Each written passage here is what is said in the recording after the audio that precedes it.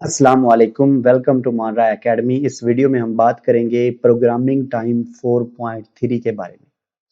Right a program that displays the value from 1 to 10 on the computer screen. अब यहाँ पर उसने कहा है कि 1 से लेकर 10 तक आप जो है कंप्यूटर की स्क्रीन के ऊपर जो है वो गिनती लिखो।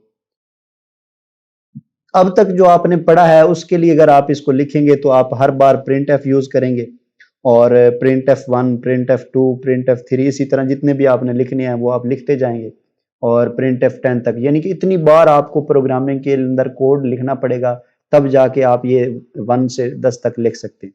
लेकिन 1 से 10 तक तो चलो आप लिख लेंगे, लेकिन अगर आपको 1 से लेकर 100 तक लिखनी हो तो फिर क्या करेंगे?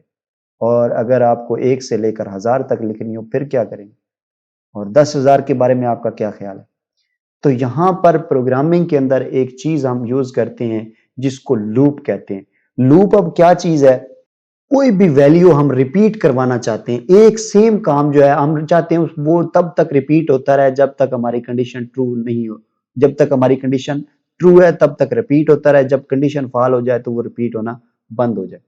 तो लूप जो है एक खास किस्म का सिंटैक्स है जिसके जरिए से हम किसी भी खास वैल्यू को रिपीट करवा सकते हैं और तब तक रिपीट करवा सकते हैं जब तक कंडीशन ट्रू है।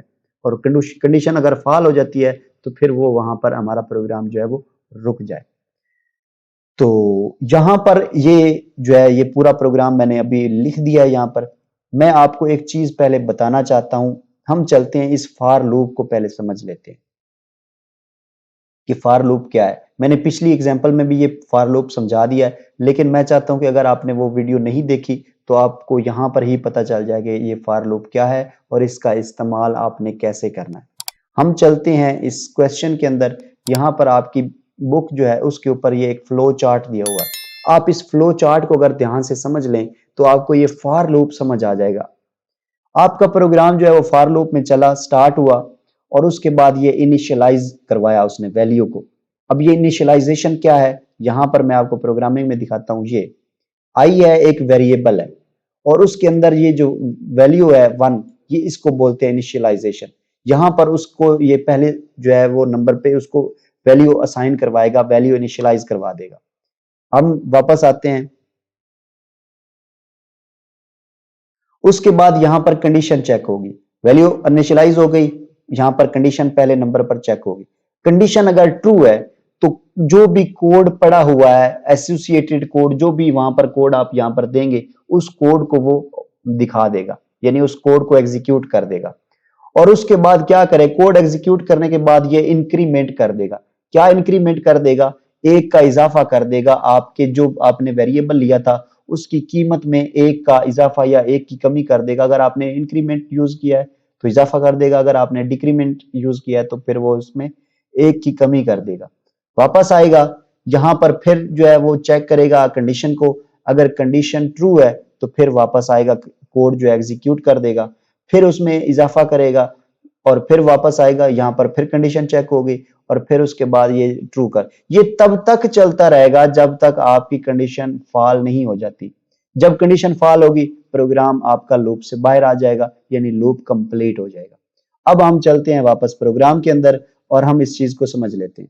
यहां पर हमने क्या लिया, ये इंट है, ये हमारी डाटा टाइप है। ये आपको पहले से ही पता है कि ये हम डाटा टाइप लेते हैं जब भी हमने कोई वेरिएबल लेना हो।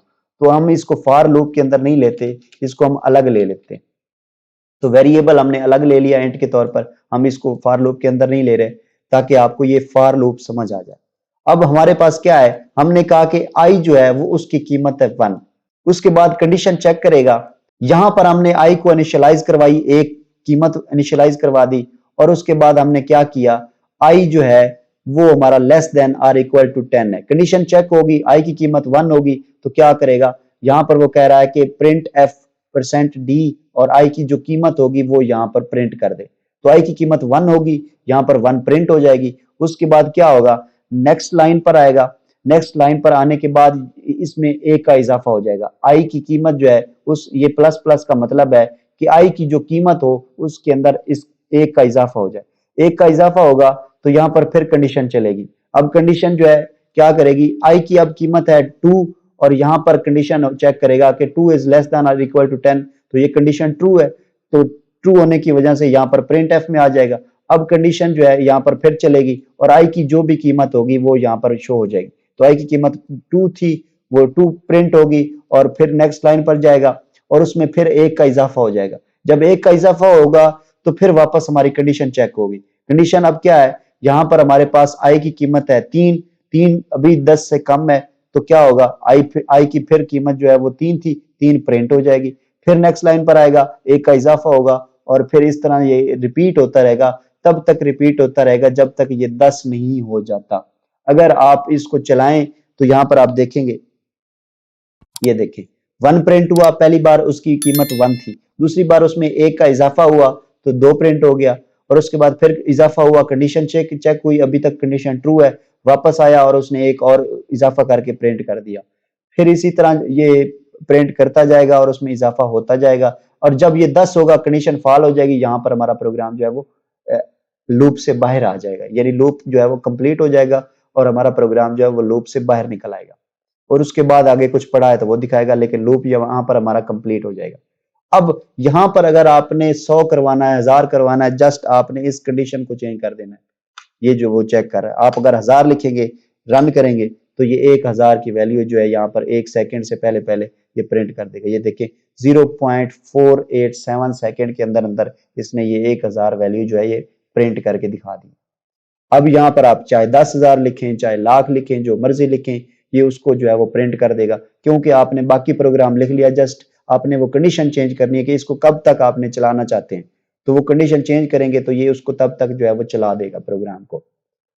तो ये थी हमारी प्रोग्रामिंग टाइम 4.3। मुझे उम्मीद है कि ये चीज़ आपको फॉर लूप के साथ समझ आ गई होगी और अगर आपको हमारी वीडियोस अच्छी लग रही हैं तो नेक्स्ट वीडियोस देखने के लिए आप इस चैनल को सब्सक्राइब करना मत भूलें। Thank you very much.